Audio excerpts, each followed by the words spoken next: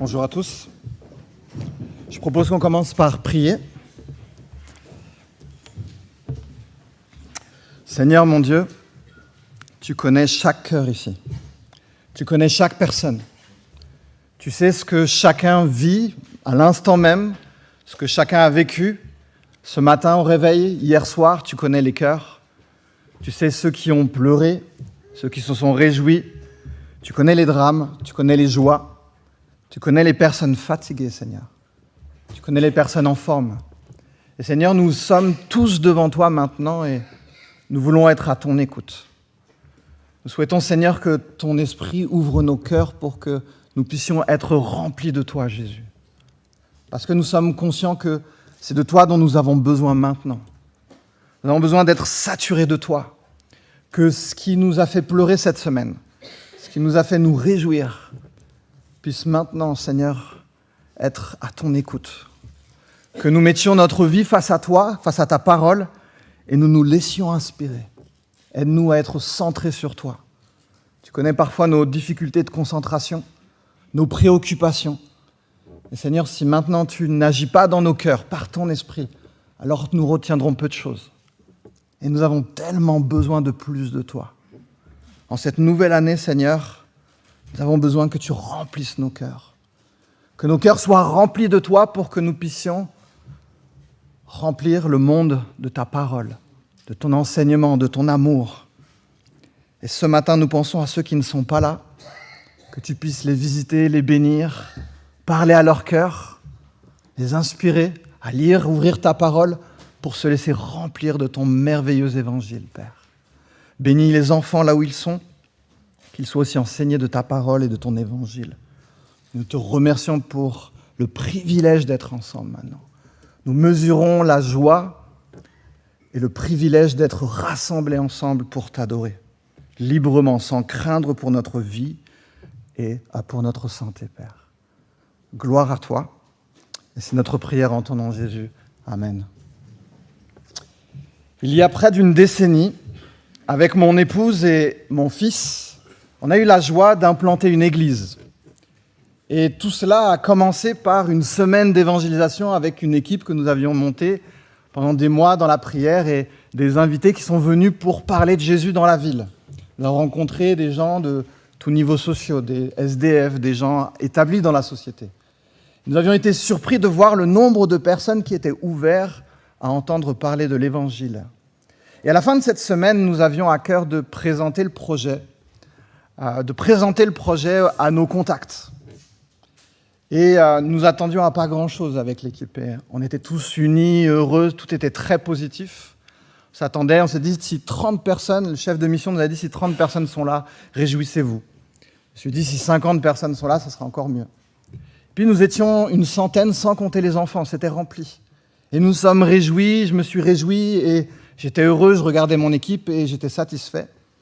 Et je me souviens, et je me souviendrai toute ma vie à ce moment-là du conseil que mon responsable de mission m'a donné, qui a, sur le moment était un peu un conseil, je me suis dit, punaise, quel rabat-joie. Mais il m'a dit, Johan, tu aimes ton équipe, c'est super, mais sache une chose, c'est qu'on apprend à connaître véritablement quelqu'un que lorsque tu l'as vu agir sous la pression. C'est à ce moment-là seulement que tu peux le connaître, et c'est à ce moment-là seulement que tu peux voir si son message est validé ou pas. Et c'est vrai. Et aujourd'hui, à chaque fois que je fais partie d'une équipe ou d'un groupe ou que je rentre dans quelque chose, je me demande toujours comment les personnes autour de moi vont réagir sous la pression quand les choses ne se passent pas comme ils veulent, quand les situations les mettent sous pression. C'est à ce moment-là que les personnes se révèlent. Et cela a un impact sur le message. D'une manière poétique, on pourrait dire, c'est dans l'orage et le tumulte que le cœur dévoile ses mystères. D'une manière philosophique, ce n'est qu'en affrontant la pression que l'homme cesse de prétendre et commence à être. Parce qu'on peut dire des tas de choses. On peut présenter sur les réseaux des tas d'images positives et très encourageantes et un engouement. Mais sous la pression, c'est là où on se révèle. Pour les parents, parfois, vous savez qu'on a souvent raison quand on parle à nos enfants, mais la manière dont on dit les choses, parfois, nous discrédite. Et parfois, on ressemble plus à des parents hystériques, des parents vraiment fermes. Et ça peut discréditer. Le texte que Jean-Jacques m'a proposé pour ce matin, c'est Jean 13. Et j'adore ce texte. J'adore l'évangile de Jean et c'est vraiment le livre dans lequel je me suis le plus plongé ces 2 dernières années. Et on retrouve un Jésus sous pression. Et c'est un texte qu'on connaît parce qu'on a cette situation où Jésus lave les pieds. Il nous est dit que Jésus les aima jusqu'à l'extrême. Mais c'est très enrichissant et indispensable de comprendre le contexte dans lequel Jésus est, qui est un contexte de pression. Parce que selon les attitudes, alors on sait, on va prêter attention à ce qu'il va dire et ce moment où il lave les pieds agit comme un phare puissant sur son message. Et aujourd'hui, quand je lis Jean 13, je lis ce moment, je vois ce Jésus qui lave les pieds de ses disciples et je me dis « Waouh, quel homme !» Mais j'ai envie d'écouter ce Jésus. Et ce matin, je nous encourage à vraiment écouter le message que Jésus veut laisser sur nos cœurs. Et je vous propose que nous puissions lire ensemble Jean 13. Avant la fête de la Pâque, Jésus, sachant que son heure était venue de passer de ce monde au Père, et ayant aimé ce qui lui appartenait dans le monde, les aima jusqu'à l'extrême. C'était pendant le souper. Le diable avait déjà mis dans le cœur de Judas l'Iscariote, fils de Simon, l'intention de le trahir. Jésus savait que le Père avait tout remis entre ses mains, qu'il était venu de Dieu et qu'il retournait vers Dieu. Il se leva de table, quitta ses vêtements et prit un linge qu'il mit autour de sa taille. Ensuite, il versa de l'eau dans un bassin et il commença à laver les pieds des disciples et à les essuyer avec le linge qu'ils avaient autour de la taille. Il arriva donc vers Simon, Pierre, qui lui dit « Toi, Seigneur, tu me laves les pieds ?» Et Jésus lui répondit « Ce que je fais, tu ne le sais pas maintenant, mais tu le comprendras par la suite. » Pierre lui dit « Non, jamais tu ne me laveras les pieds. » Jésus lui répondit « Si je ne te lave pas, tu n'auras pas de part avec moi. » Simon-Pierre lui dit « Seigneur, non seulement les pieds, mais encore les mains et la tête. » Jésus lui dit « Celui qui s'est baigné n'a besoin que de se laver les pieds pour être entièrement pur. Et vous êtes purs, mais pas tous. » En effet, il connaissait ceux qui étaient prêts à le trahir. Voilà pourquoi il dit « Vous n'êtes pas tous purs. » Après leur avoir lavé les pieds, il reprit ses vêtements, se remit à table et leur dit « Comprenez-vous ce que je vous ai fait? Vous m'appelez Maître et Seigneur, et vous avez raison car je le suis. Si donc je vous ai lavé les pieds, moi le Seigneur et le Maître, vous devez aussi vous laver les pieds les uns aux autres. Car je vous ai donné un exemple afin que vous fassiez comme je vous ai fait. En vérité, je vous le dis, le serviteur n'est pas plus grand que son Seigneur, ni l'apôtre plus grand que celui qui l'a envoyé. Si vous savez cela, vous êtes heureux, pourvu que vous le mettiez en pratique. Je ne parle pas de vous tous, je connais ceux que j'ai choisis, mais il faut que l'Écriture s'accomplisse. Celui qui mange le pain avec moi a levé son talon contre moi. Je vous le dis déjà maintenant, avant que cela n'arrive, afin que lorsque cela arrivera, vous croyiez que moi je suis. En vérité, je vous le dis, qui reçoit celui que j'aurai envoyé me reçoit. Moi, et qui me reçoit, reçoit celui qui m'a envoyé. » Après avoir dit ces paroles, Jésus fut profondément troublé. Et il déclara solennellement, en vérité, je vous le dis, l'un de vous me trahira. Les disciples se regardaient les uns les autres sans savoir de qui ils parlaient. Un des disciples, celui que Jésus aimait, était à table à côté de Jésus. Simon-Pierre lui fit donc signe de demander qui était celui dont parlait Jésus. Ce disciple se pencha vers Jésus et lui dit « Seigneur, qui est-ce » Jésus répondit « C'est celui à qui je donnerai le morceau que je vais tremper. » Puis il trempa le morceau, le donna à Judas, fils de Simon l'Iscariote. Et dès que Jésus eut pris le morceau, Satan entra en lui. Jésus lui dit « Ce que tu fais, fais-le rapidement. » Aucun de ceux qui étaient à table ne comprit pourquoi il disait cela. Comme Judas tenait la bourse, quelques-uns pensaient que Jésus lui disait « Achète ce dont nous avons besoin pour faire la fête » ou qu'il lui demandait de donner quelque chose aux pauvres. Après avoir pris le morceau, Judas sortit aussitôt. Il faisait nuit. Lorsque Judas fut sorti, Jésus dit « Maintenant, la gloire du Fils de l'homme a été révélée. Et la gloire de Dieu a été révélée en lui. Si la gloire de Dieu a été révélée en lui, Dieu aussi révélera sa gloire en lui-même et il la révélera très bientôt. Mes petits enfants, je suis encore avec vous pour un peu de temps. Vous me chercherez. Et ce que j'ai dit aux Juifs, vous ne pouvez pas venir où je vais. Je vous le dis à vous aussi maintenant. Je vous donne un commandement nouveau. Aimez-vous les uns les autres. Comme je vous ai aimé, vous aussi aimez-vous les uns les autres. C'est à cela que tous reconnaîtront que vous êtes mes disciples, si vous avez de l'amour les uns pour les autres. Simon-Pierre lui dit, « Seigneur, où vas-tu » Jésus répondit, « Tu ne peux pas me suivre maintenant là où je vais, mais tu me suivras plus tard. » Le Seigneur lui dit, « Pierre, pourquoi ne puis-je te suivre maintenant ? Je donnerai ma vie pour toi. » Jésus répondit, « Tu donneras ta vie pour moi ? En vérité, je te le dis, le coq ne chantera pas avant que tu ne m'aies renié 3 fois. » Alors, on a médité ensemble sur toute la première partie, le ministère public de Jésus avec beaucoup de guérisons. Et là, de Jean 13 à Jean 17, on retrouve Jésus dans l'intimité avec ses disciples. Il les enseigne dans la chambre haute. Et maintenant arrive l'ombre de la croix. La pression est sur Jésus et on peut parler même d'une triple pression. Mais il est important de comprendre que Jésus savait ce qu'il allait arriver. Quand il nous est dit ici qu'il est troublé, quand on voit la pression que Jésus est en train de subir, Jésus savait exactement ce qui allait se passer. Et c'est important qu'on puisse le réaliser et le comprendre quand il nous est dit que Jésus les aima jusqu'à l'extrême. Important de comprendre que Jésus est sous pression, mais il n'est pas comme un être humain qui parfois peut vivre l'anxiété. Je ne sais pas comment l'anxiété se manifeste chez vous, mais il suffit d'être convoqué, appelé au bureau de la direction. Vous êtes convoqué dans 5-6 jours. Et peut-être que pendant 5-6 jours, vous mangez un peu moins bien. Peut-être vous dormez peut-être un peu moins bien. Et puis vous imaginez des choses, posez des questions, vous remettez en question, vous dites peut-être que ça va mal se passer. Alors que probablement, vous n'avez peut-être rien à vous reprocher. Et vous cogitez, vous demandez, vous imaginez ce qui va se passer pour finalement arriver le jour J et d'avoir des personnes bienveillantes envers vous. Et tout se passe bien. Et c'est comme ça que se manifeste l'anxiété chez l'être humain. Jésus, ce n'est pas du tout cette situation pour lui. Il sait exactement ce qui va se passer. Quand il nous est dit que Jésus les aima jusqu'à l'extrême, il sait, il connaît le chemin, il connaît la pression, les trahisons et les douleurs de la croix. Les lunettes de Jésus à ce moment-là, c'est l'éternité. Et on ne vit pas la pression de la même manière, le deuil, la fin de vie, la maladie, la souffrance, les déceptions, les trahisons de la même manière quand nous regardons les choses avec les lunettes de l'éternité. Et Jésus fait face à une triple trahison. La première trahison, c'est la trahison de celui qui l'a béni, avec Judas. On est face à une personne qui prémédite. Jésus est dans son ministère, il aime les gens, il aime Judas, il apporte, il guérit. Et pendant qu'il fait cela, il a une personne en face de lui qui est en train de réfléchir à la manière, à préméditer la manière dont il va trahir Jésus.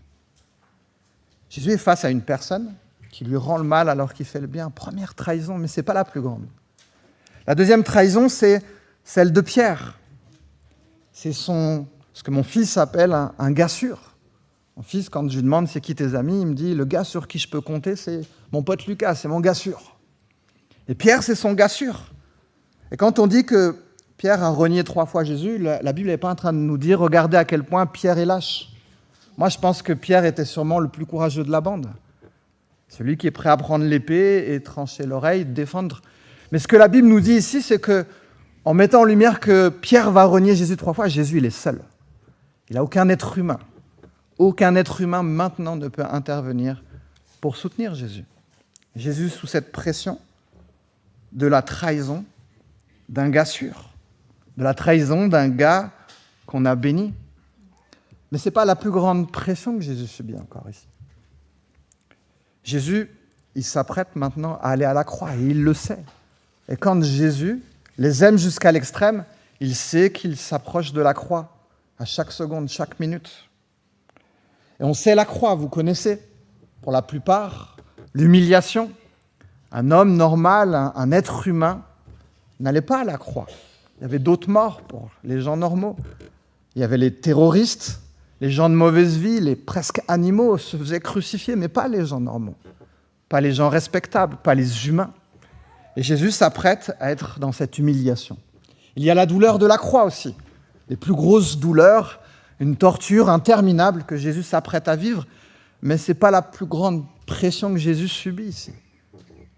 Au-delà de la douleur et de l'humiliation, Jésus s'apprête à être séparé du Père. Lui qui n'a jamais péché, lui qui n'a jamais été séparé de Dieu, s'apprête à être séparé du Père, pour que nous ne soyons jamais séparés. Quelle forte pression pour lui. J'ai du mal à imaginer, à trouver une illustration pour cela. Imagine pas une seule seconde être séparé de mon fils, à jamais ou pour un temps. Et aucune illustration dans mon cerveau ne peut comprendre ce que Jésus a pu subir, la pression à l'idée de se dire « je vais être séparé du Père ».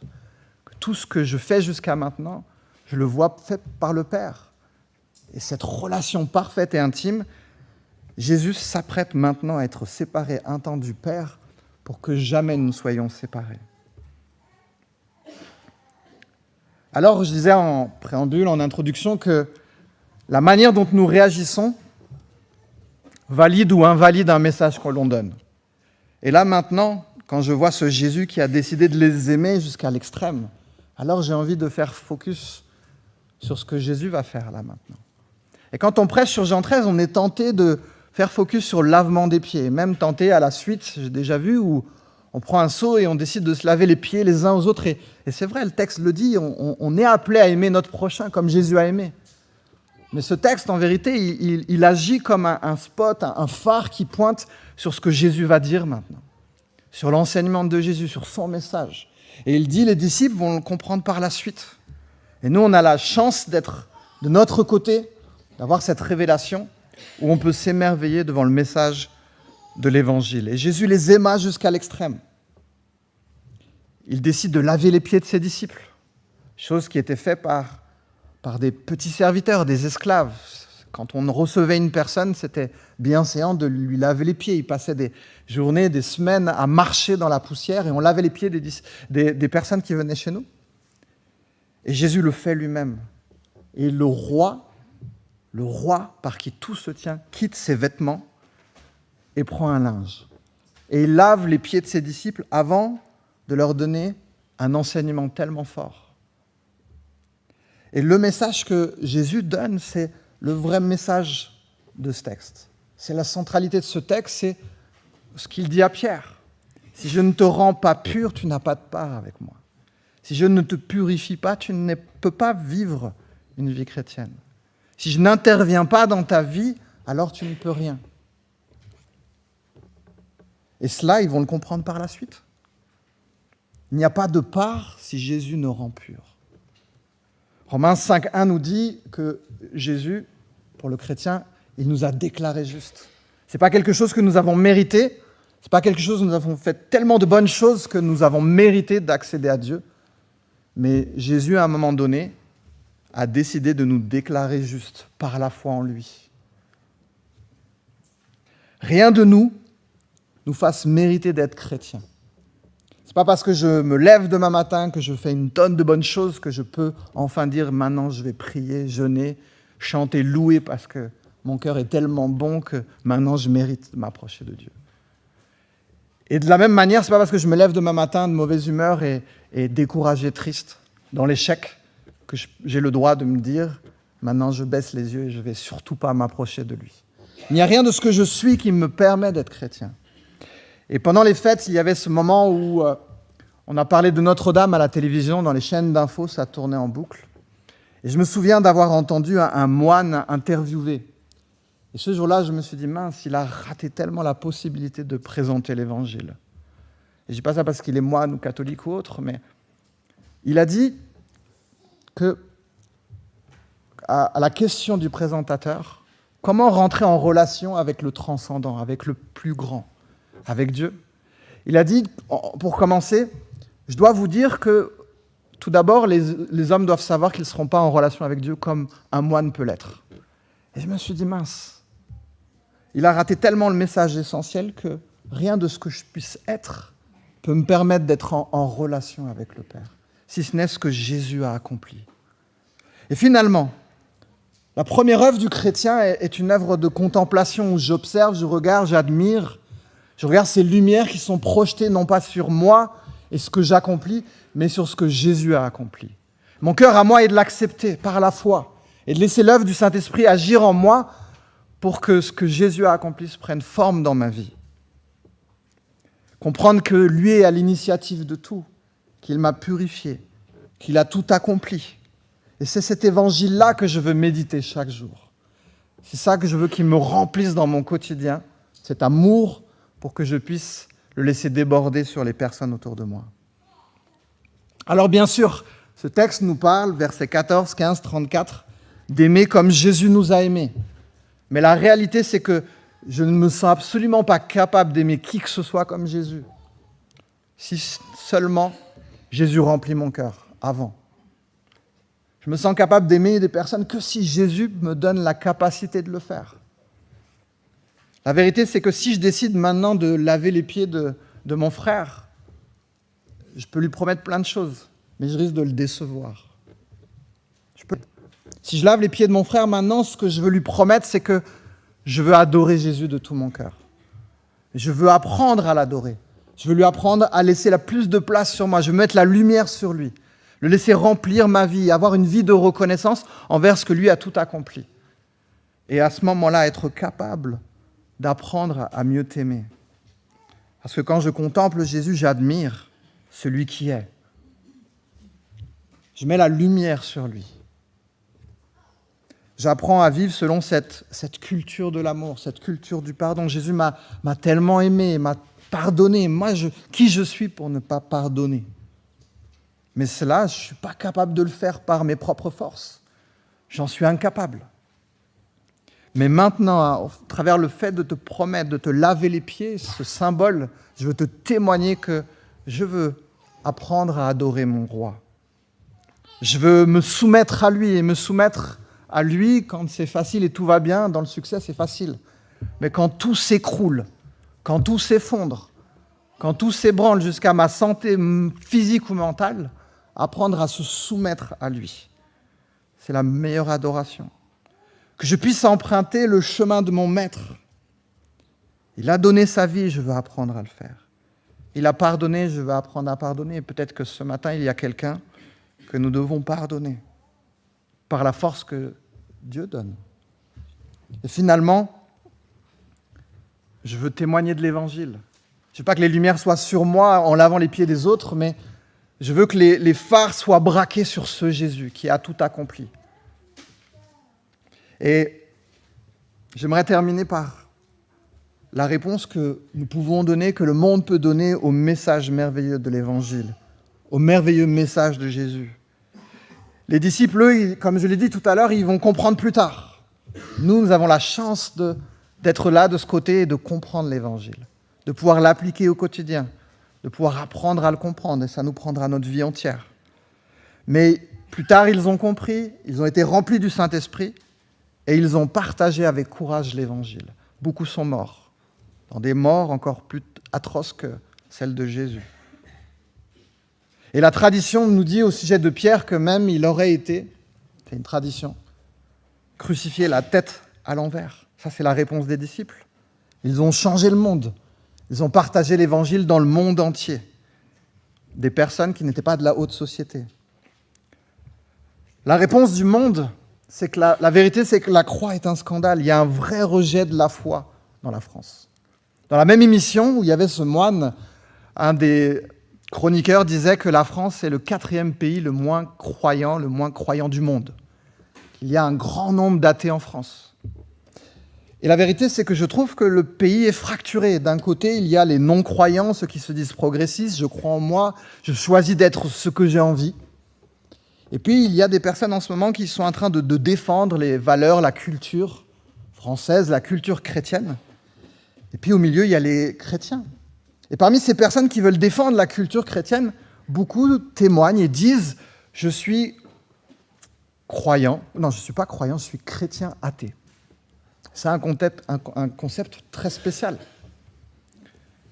C'est des personnes qui disent qu'ils aiment les traditions, qu'ils aiment les cathédrales, qu'ils aiment la manière dont l'Église peut être articulée et faite, mais qui n'arrivent pas à croire en Dieu. Il y a de plus en plus de chrétiens athées. Et les gens ont besoin de comprendre ce qu'est réellement d'être chrétien. Avant tout, qu'ils puissent comprendre que c'est une relation avec celui qui a tout accompli. Et ces personnes parlaient sur ce plateau, heure de grande écoute, chaîne d'infos, en disant qu'ils avaient essayé de s'approcher de Dieu, mais qu'ils n'avaient pas réussi. Et là, j'avais envie de secouer le moine à côté et lui dire, mais dis-lui. Dis-lui que Jésus a tout accompli. Et qu'avant tout, c'est une relation. Une relation où je décide de lui donner toute la place et de lui faire confiance. Une relation où je prends conscience que lui a tout accompli. Une relation où je peux m'abandonner. Et la foi, c'est lui faire cette confiance totale. Qu'il prend soin de moi, qu'il m'aime, qu'il est digne de confiance. Et qu'il va m'accompagner sur cette terre. La réponse du disciple pour nous, en 2025, elle est, et ce que je nous souhaite à tous, que Dieu nous donne la force de lui faire pleinement confiance pour notre vie, dans tout ce que nous pouvons faire, dans notre exploitation, dans notre travail, à l'école, dans nos relations, dans toute situation que nous pouvons vivre, pour notre santé, pour notre avenir, pour nos mariages, pour nos familles, que nous puissions apprendre à nous soumettre à lui faire pleinement confiance, à nous humilier et comprendre que lui, c'est toute chose, que lui est là, il ne nous décevra jamais, et que même si nous ne voyons pas cette lumière, nous avons foi que Jésus est la lumière, et qu'il éclairera nos sentiers en 2025, et qu'il prendra soin de nous. Notre rôle à nous, brancher les spots sur lui, témoigner au monde, témoigner à notre propre cœur que Jésus a tout accompli, et que sans lui, nous ne pouvons rien faire, qu'il nous a rendus purs, qu'il nous a justifiés, et qu'il nous a placés dans une perspective d'éternité. Ce que je nous souhaite pour 2025, c'est que nous puissions être maintenant, après avoir braqué les spots sur lui, après avoir médité et réfléchi sur le fait que lui a tout accompli, à quel point il est merveilleux, nous puissions être motivés par reconnaissance. Pas par le gain, pas par le profit, qu'est-ce que Jésus va m'apporter, mais la reconnaissance. Qui est comme Jésus ? J'ai une foi inébranlable parce que j'aime la parole, j'aime Jésus, mais si je réfléchis d'une manière simplement cartésienne, je suis très cérébral, des fois je me dis, mais qui est comme Jésus ? Je fais des études de théologie et je me dis, mais qui est comme Jésus ? Et quand je regarde à quel point Jésus est admirable, j'ai envie d'écouter son message.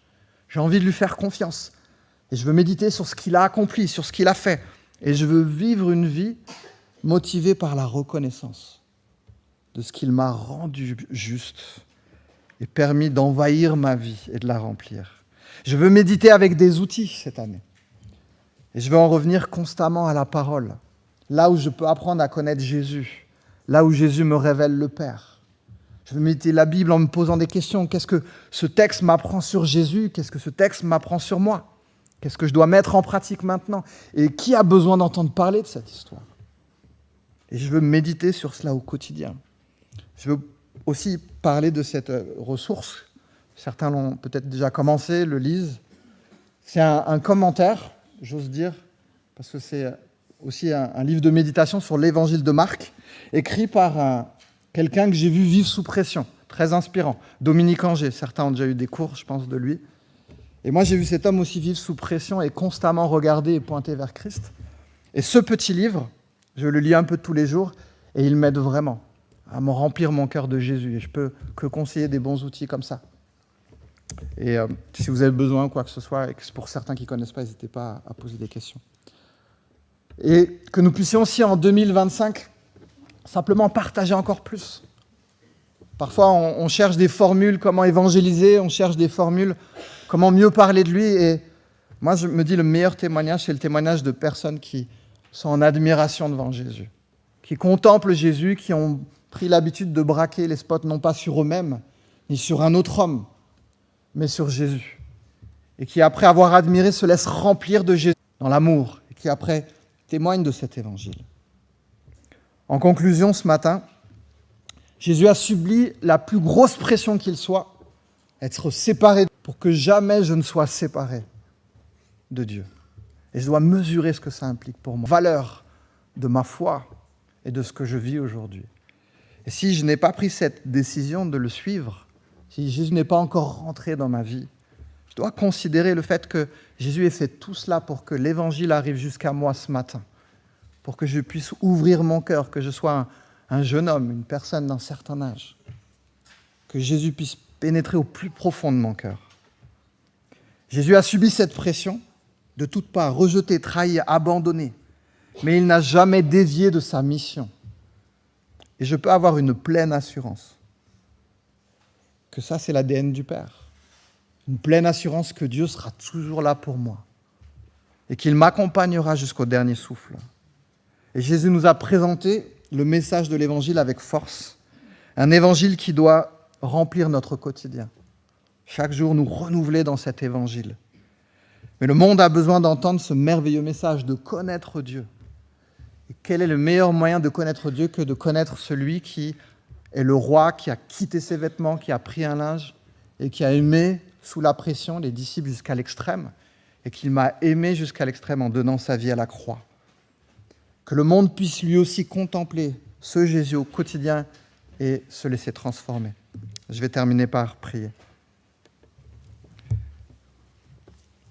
Seigneur Jésus, tu es tellement merveilleux. Qui est comme toi?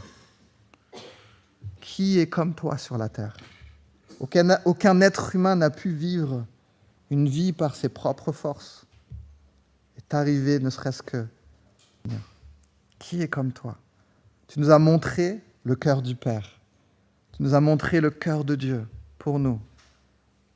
Et merci tellement, Jésus. Et Jésus, tu as tout accompli. Tu es venu sur terre, te dépouillant un temps de cette gloire qui était la tienne au ciel pour venir ici, mener la vie parfaite, rejeté par le monde, trahi. Les gens ont voulu te tuer alors que tu faisais le bien et tu as donné ta vie pour nous aujourd'hui.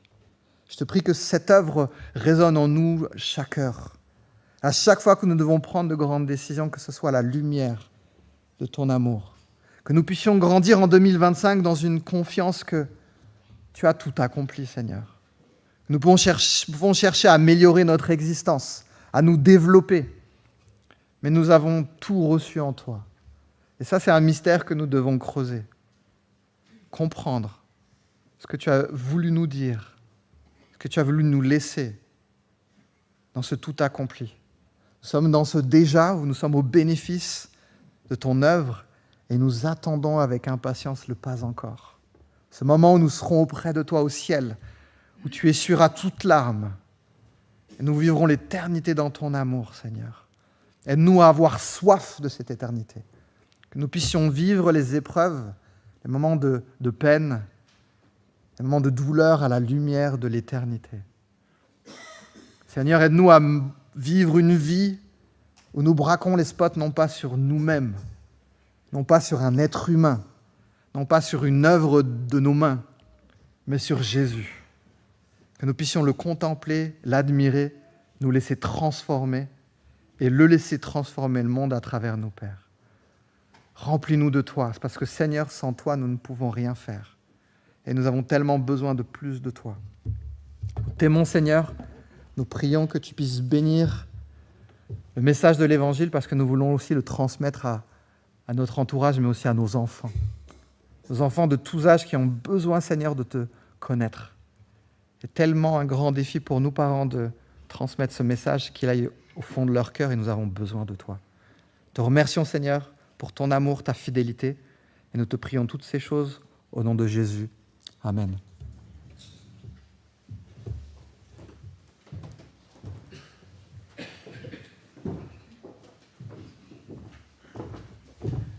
Merci Johan. Je vous invite à vous lever pour chanter.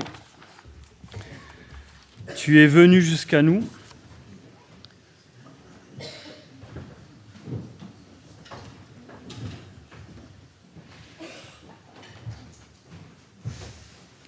Je vais demander à Sam et Léali de passer pour les offrandes. Merci beaucoup.